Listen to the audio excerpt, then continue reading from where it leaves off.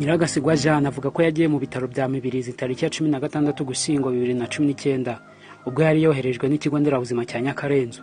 Uyu mugore wari ugiye kubyara avuga ko akihagera umuganga avuga ko yitwa Melisiana ngo yaramurangaranye kugeza ubwo yamuhamagaraga uyu muganga akamubwira ko niba bishoboye yakwibyaza.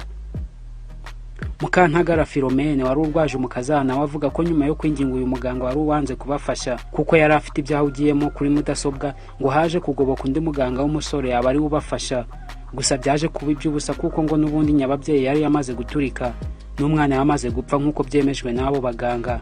Bityo umubyeyi bamwohereza ku bitaro bya Bushyenge ari naho bakuremo iyo nyababyeyi mu rwego rwo kuramira ubuzima bw'umubyeyi. Kuri ubu uyu mubyeyi w'imyaka 25 y'amavuko afite agahinda k'uburyo abaganga bamubwiye ko atazongera kubyara, nyamara nabwo bwa mbere yari yabyaye, bityo akaba yifuza ko ubutabera bwakurikirana uyu muganga. Ashinja ko yanze kumwitaho ahugiye kuri mudasobwa.